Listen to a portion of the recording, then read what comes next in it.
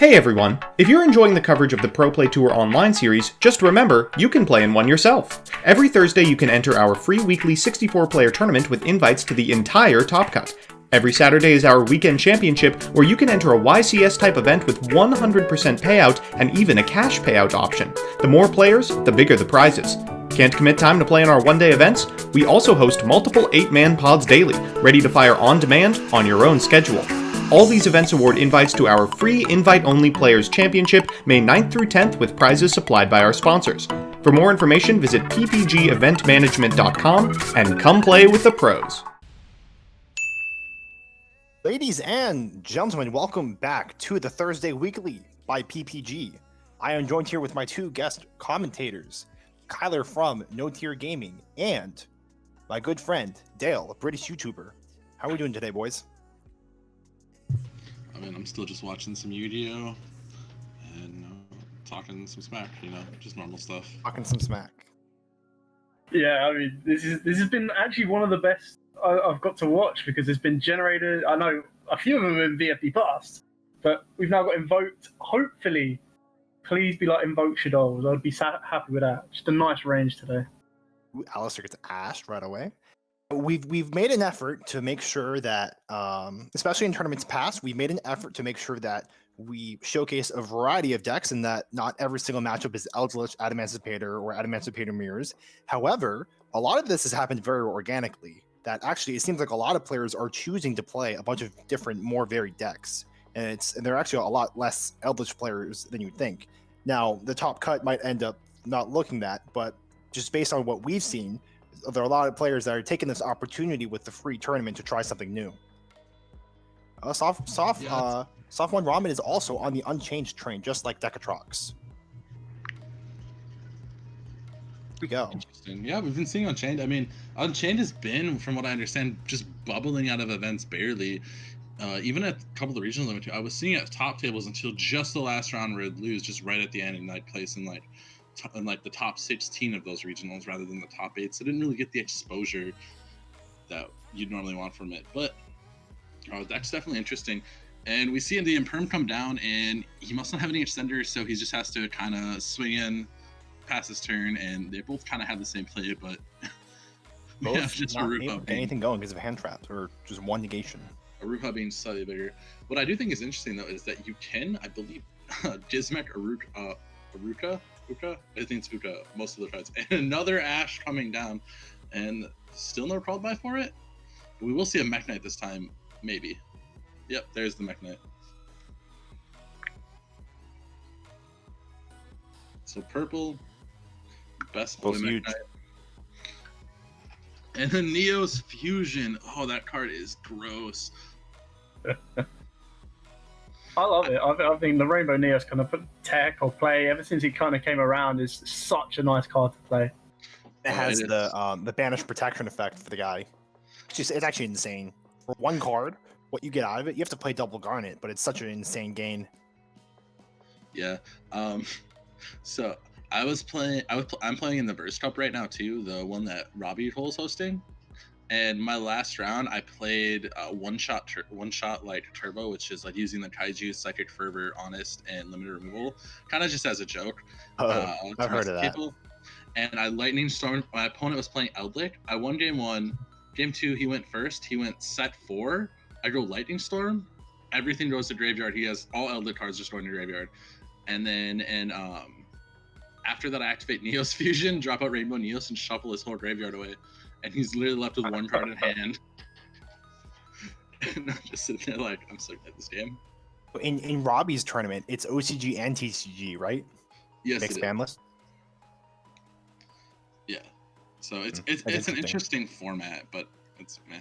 I am kind of surprised he purple effect after he used Neos Fusion. That he can't summon that. Can't summon that because of Neos Fusion, right? Yeah, he's locked out. It does have that same restriction. Make sure that they notice. No, they didn't notice. Ah. Yeah, he can't special. He did normal though. Got a message, Mr. Safwan.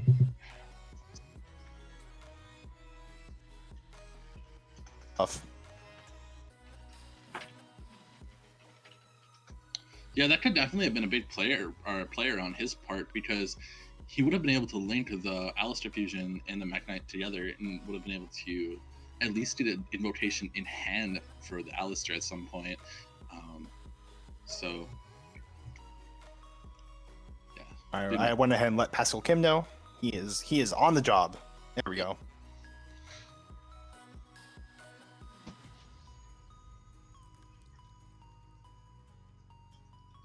I honestly think like Invoked player might have just been able to kill him flat out had he In a different order. Yeah, played that order differently on his cards. Yeah, the order matters. Otherwise, Neos fusion would just be like 3, like should all fusion. Oh yeah, Neos fusion. I mean, Rainbow Play Neos it whenever. is a great It's like Anaconda. It has to be like the last thing you do. Yep. Yeah, I mean, when it's producing a monster on the level of Rainbow Neos, like, you kind of need to restrict that, otherwise it gets banned and it gets abused.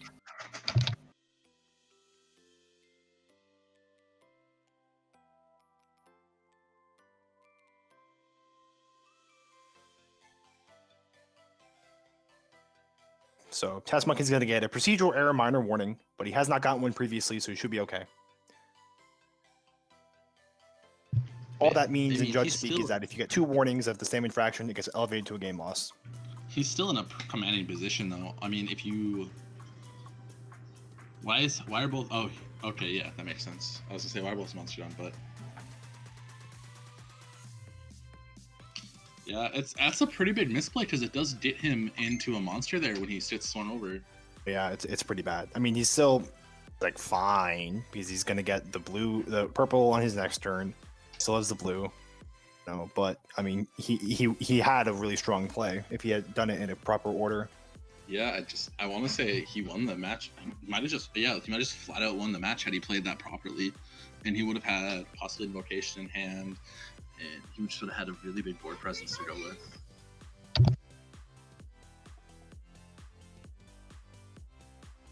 Sometimes it's the finer details that kind of lose your game. I mean, we've seen it a couple of times over the streams, but we've also, like, Unchained can come back from the brink as well. That's what makes them so good. Yeah, all it takes is like 1 or 2 card effects going uninterrupted, and they can just kind of clear everything out. The Rainbow Neos would normally be really problematic. However, if he can just get into the defense, the 3000 defense soul, he can just use it as a link material, and its protection from Neos fusion no longer matters. And it looks like he did brick slightly. He's gonna have to swing in and take some damage, which that sucks. But it's gonna remove the Neos, and his opponent's gonna have purple coming back. But there is still no invocation on the table, meaning he doesn't have to worry about the invoked engine, just the Mekk-Knights. And if he plays around the zones properly, he's probably okay. Yeah, and we do see this. We do see the Soul of Disaster coming out. But that's just gonna steal the Neos and put him in a good spot because he's gonna have to shotgun purple most likely. I mean, just being able to like freely get rid of any extra deck monster your opponent's playing, and now that we're in Master Rule 5, where so many more extra deck monsters are being played, Unchained, like you said, not being surprised seeing them hitting top 16. They've just got to find that final windfall to get into the top 8s. Yeah, and that's pretty nasty that he has the Sarama to follow it up. I'm honestly surprised he just didn't do it earlier, like, and just try to combo through it. I don't know if he could have killed him, but he could have put him in a very bad position.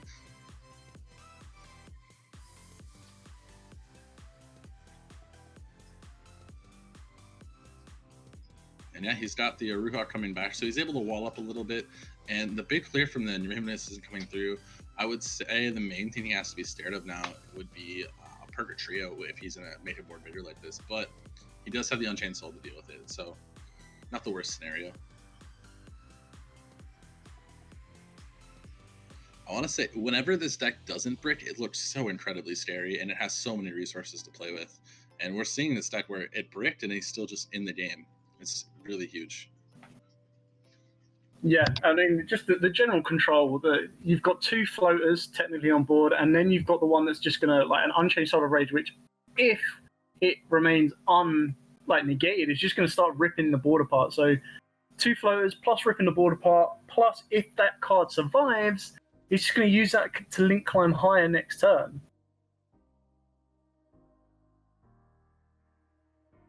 Yeah, and it means you can't leave monsters out either. That's such a big thing too. Like, you just can't leave a monster on board versus deck. The Dark Ruler coming out, I don't know if it's that big of a deal though. It seems like it would be good, but I mean, he's gonna swing over, and that's all he's really gonna do here. Again, it's not that impactful on this deck when the deck can just kind of spam out monsters for essentially free. Yeah, I think sometimes people that don't know the full deck and what a deck can do, they really blinker, or they really get tunnel vision on certain cards that maybe they shouldn't need to worry about too much. Like we saw it in an earlier matchup with Anti-Spell in the DDD. I think it was like our first match of the day. The opponent just kind of focused on Anti-Spell so much and missed everything else about it. So in this one, they just focused so much on not getting hit by the Unchained Soul of Rage.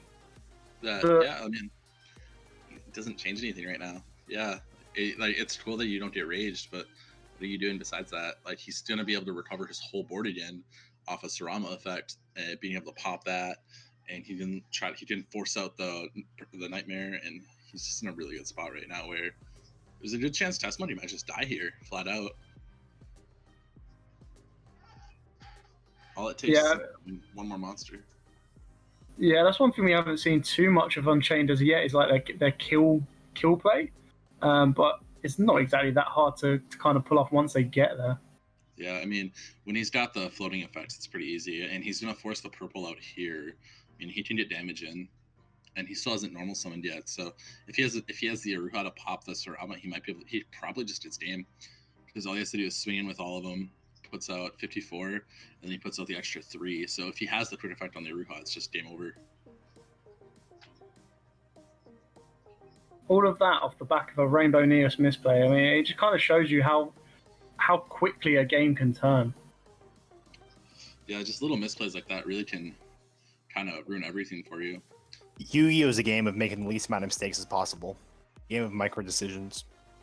I mean, it comes down to luck sometimes, because you can play perfectly and still lose, but I mean, right now we're seeing how even the littlest mistake can just ruin everything. You gotta read your cards, kids.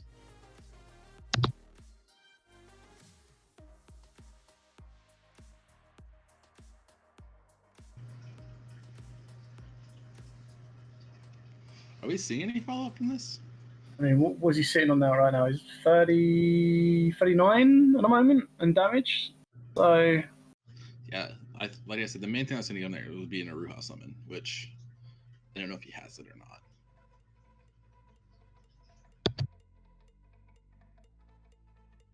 I mean, that's the kind of the other downside of Unchained, is that because they do play, their monster lineup. We spoke about this earlier. Their monster lineup can become not Sonata.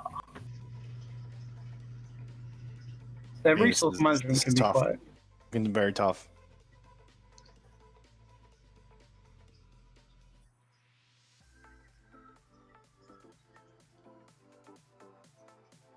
So I do think Sop 1 misplayed here.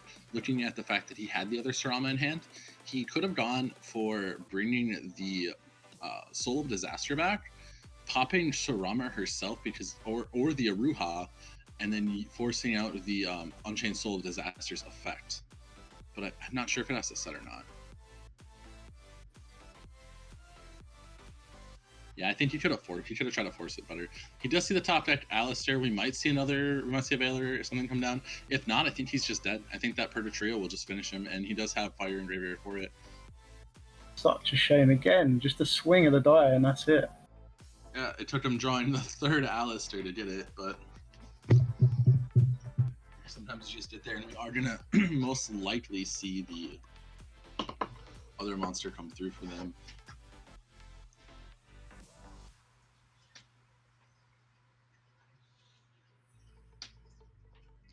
Yeah, and we're gonna start seeing all the other Mekk-Knight summoning, and he's just gonna kind of swing the game through. I'm pretty sure he could have gone for a Boral Sword somewhere along the lines if he had popped Aruha instead. Or Blue. Indigo. Indigo's gonna move himself, so blue can be summoned. Call Indigo Shifty Boy. He shifts himself.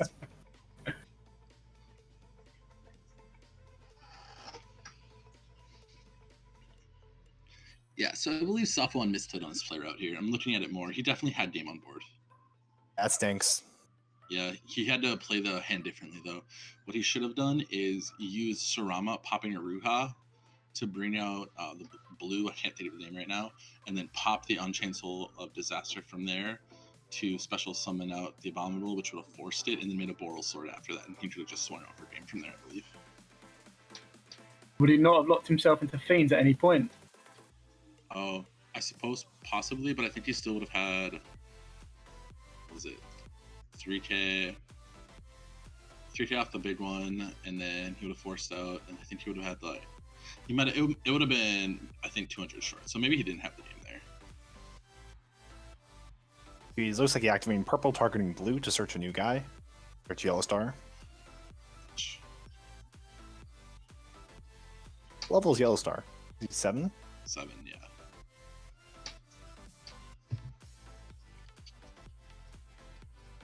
He's making a link 4. A sword. There's the boy. Comes Invocation. Sometimes that's all you need. It doesn't matter. If he draws into a Nibiru, it will. No. Oh, that's true. I don't think it'll still matter because if he swings over red, boosts attack, and then swings over Saram, I believe that's still game. Yeah. He would specifically need double Veiler here to have a chance.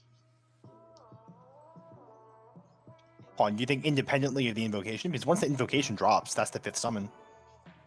Oh, I suppose there could be a Nibiru here also. That is definitely a possibility too. And like, although like, if summons Nibiru, or if he activates Nibiru, Mekk-Knight can negate it. I don't know if that's the guy he's going to try to summon. Yeah, Once per trio, he's definitely open to Nibiru. I think Mekk-Knight would be the much safer bet. If you've already got game on board, Nibiru would blow this one. Yeah. There it is. There it is. Has he done 5 summons to this point? I actually don't think he has. Alistair, yellow, indigo, and blue returned. Blue returned. Sorry, purple returned to the field. Yeah, but did he summon blue, Alistair, Boral Sword, yellow, and indigo? Yes, so, he did. Indigo, yellow, Alistair, Boral Sword. Yeah, that's 5. Blue. Okay, yeah, okay, we're good. We're good. Now this resolves. It's fair. One away. So he's not in death range, which is nice, but that's a big token. Exactly 5. That was crazy. But the important thing I was trying to remember is that a purple returning to the field is not a new summon. It's just a return. It's resolution of the other effect. Nibiru! Everybody loves Nibiru. Indigo Eclipse is KK Slider. That's funny. I mean, I kind of want to place a bet on what's the bet that he drew that off of the Phantasme. Like, the amount of times you see that happen is crazy. What, he's gonna sit on Mekk-Knight and just say, come attack me? Damage step? Alistair? It's not very good. Dude, he lost a lot. To be fair, if I was Rahman, I would be trying to get rid of that token, because that token is beefy, boy. Yeah, I mean, the token's at 10,800 attack. Just an update. The timer on the stream is at 0, but there are 32 minutes remaining in the round. So don't worry, we got you covered.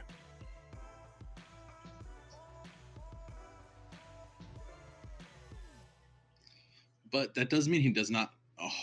Oh, it's once per turn. Well, what? What? Whoa. Light stage. Okay. That happens very quickly. Light stage. Card's heat.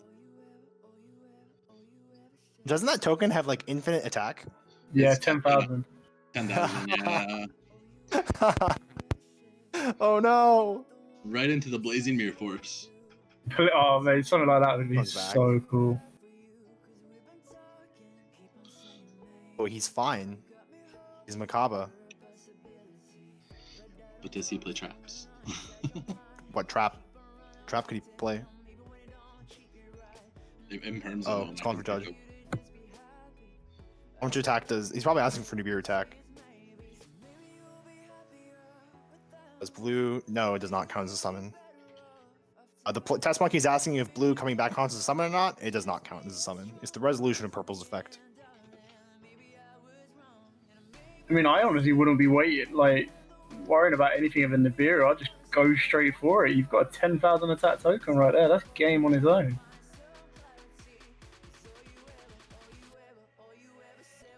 It's also inconsequential, in my opinion.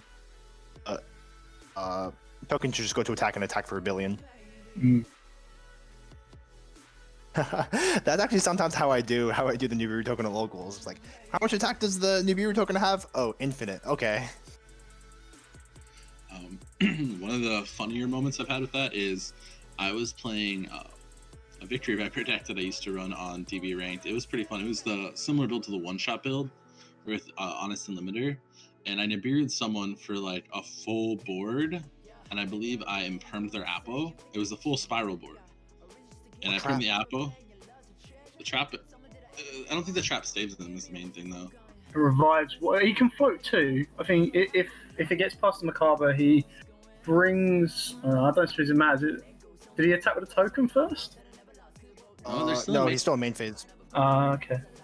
Which is kind of an interesting time to activate this. I see. He's going for the Soul of Rage? He'd have to be going for Rage effect. That's the only thing. And then, but that Macabre is just going to negate it. So I don't know if it matters. Yeah, that's tough. Oh, 3k defense. Yeah. It's not looking too Macabre great. plus Alistair. It's fine. Wait, Yeah. I have to read a disaster again. Actually, you should have a lot. Oh, that's the attack. What's about? You can revive a guy. He floats. Oh no, it gets Kaiju. No. The dream is Actually, over. Test Monkey's deck is like nice and tricked out. He's got Kaijus and he's got Trick Stars. I assume that Light Stage is just for like Candina, Orbane, and Light Stage, and like that's it.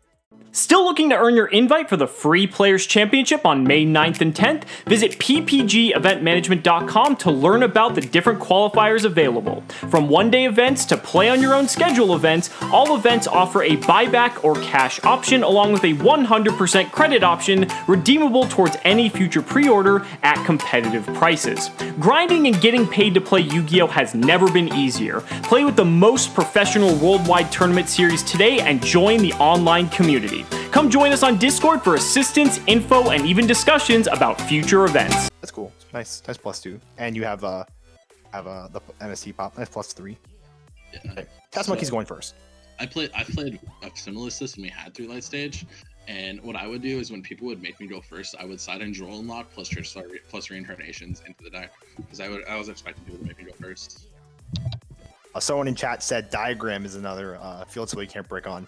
That is a fair point. I would argue that a true Draco player, a pure true Draco player, would be unhappy if he drew a bunch of diagrams because they're not good when they pop each other, and that's usually what they have to do. But you are technically correct in the sense that you can still use all of them, like Light Stage.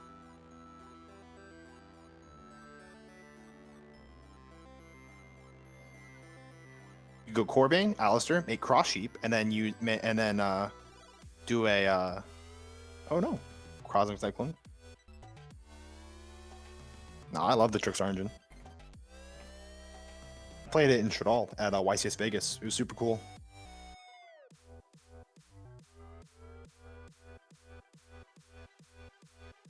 Desires. That's quite the going second hand. Cyclone Pancratops Desires. That's a good hand going second. Especially when you see it on one-offs as well. Pancratops is so nice.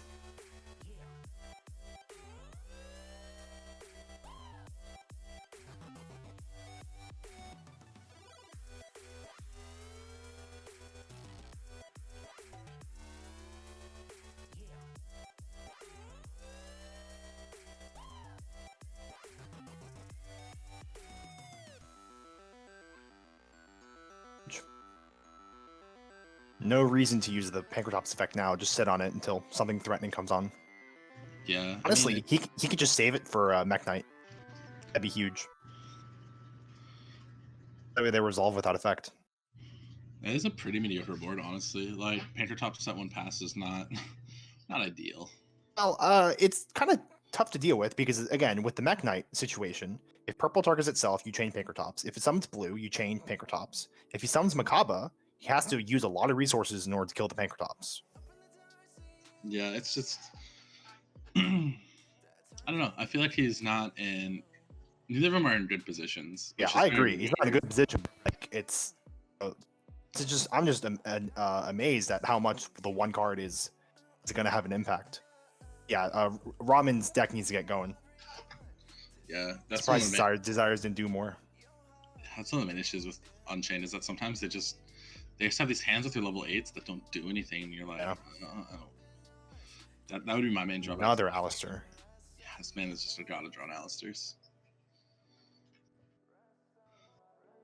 You see the Imperm? Is that a good draw? It's fine.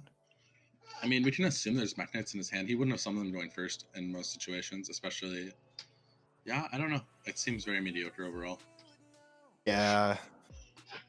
Again, the Mekk-Knights are countered by Pinkertops, but again, like if once Pinkertops is off the field, then you can go free reign. Or right, so here's Makaba probably. Alistair and Corbin. Yeah, Makaba. He can add back the Alistair with Invocation's Graveyard effect, and then go to battle phase and then use Alistair in the damage step to threaten the Pinkertops. But Pinkertops will probably use its effect on the attack declaration. You can't use this effect during the damage step.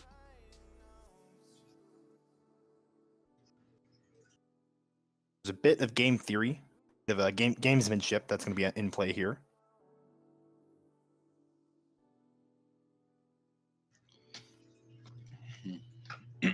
Might honestly, if I were Ramen, just let go to damage step and let him use the Alistair. Let him be forced to use it.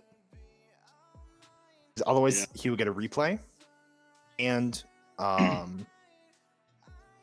he'll get a replay otherwise, and he gets to keep the Alistair. Neos Fusion changes things. Everybody's buddy. Drew Neos. So sad.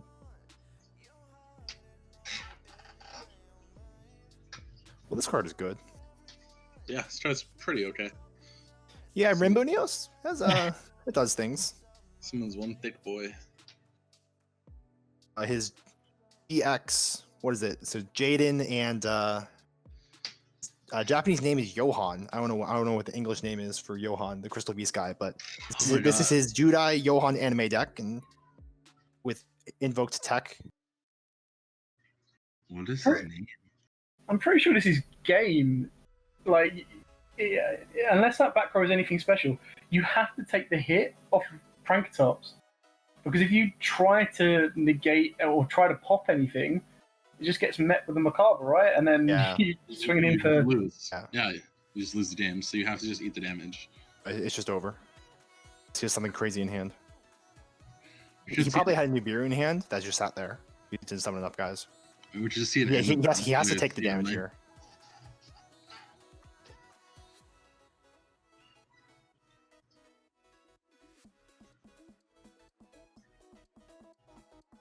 Yeah. It looks like he just took the damage. Hold on. Good. If he activated it, it would have been negated, and that would have been game. Honestly, I'm kind of surprised he didn't shuffle monster and just hit for game. Like he had it. You have to pick on activation. Does pick on activation. Which would have forced the Nibiru chain, but still has to send a monster he controls in order to use that effect. So he may not have had game. Oh, he would have been 1,000 short, or 600 short, or whatever. So he would have had to give up a monster, and if he declared that effect, Pankratops would have chained. He would have had to discard the guy in hand too. He still would have been. He would have been off by a bit. Because Ramen's only on 7k, so all he needed was. It doesn't matter. It doesn't matter. We're in A. Just pretty like Mirror Force. I just boom. Mirror Force. Yo, Mirror Force and Torrential are good against Makala because no one plays traps. Exactly.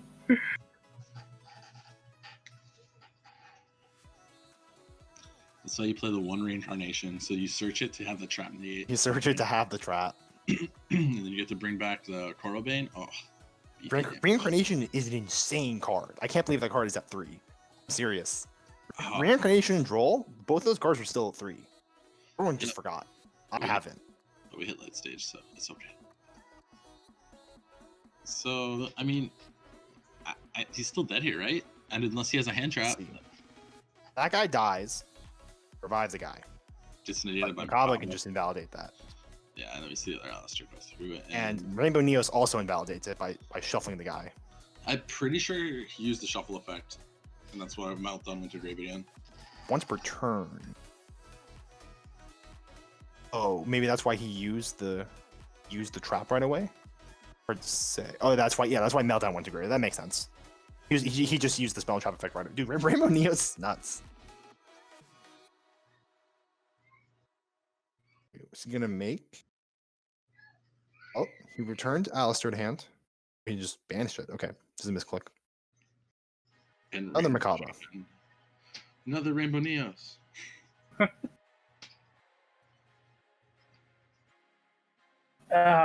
So sad. Mekabargo Bird. So yeah, Test Monkey, why'd you decide to play Neos Fusion? Well, I just really like GX, and I just wanted to make my Invoke deck as much as GX as possible. Huh. It's Yep. insane. Yeah, good. Hey everyone.